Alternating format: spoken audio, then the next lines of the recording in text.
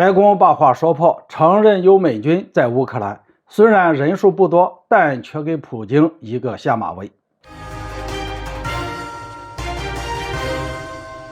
大家好，我是薛玉华。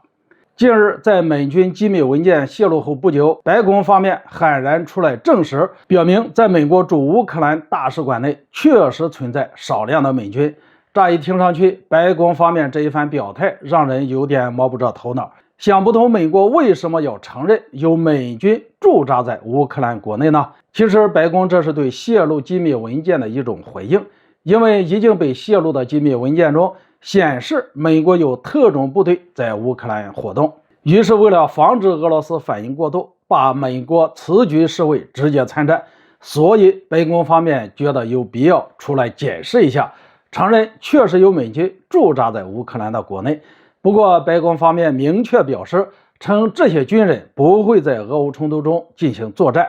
只是协助国防人员负责派遣美国向乌克兰的援助。但至于这些美军具体有多少人以及其他细节，白宫发言人约翰·科比说不会向外界透露，只是确保这些人不会参与作战。在这之前，外界普遍还在质疑美国泄露的那些机密文件是真是假，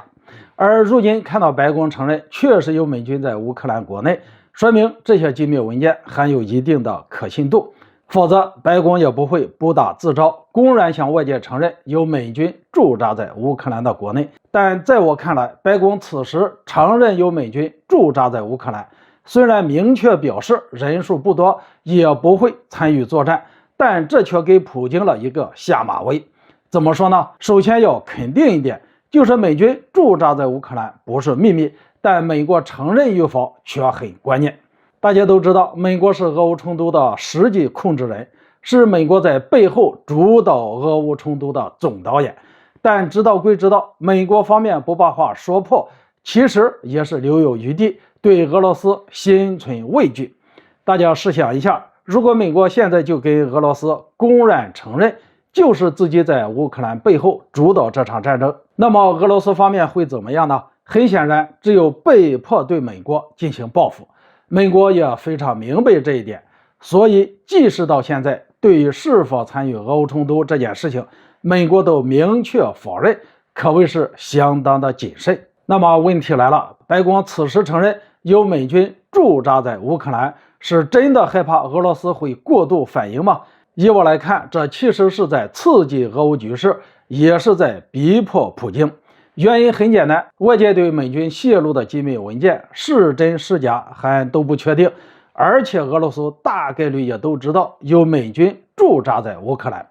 所以白宫没有必要不打自招，主动承认有这么回事。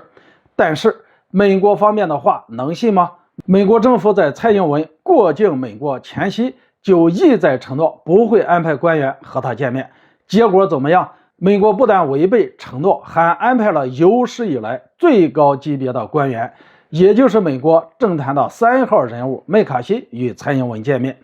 所以在我看来，白宫主动承认有美军驻扎在乌克兰，不管其做任何的解释，目的都是在逼迫普京。然而越是如此，俄罗斯越应该冷静，仔细想一想要如何应对，千万不能上了美国人的当。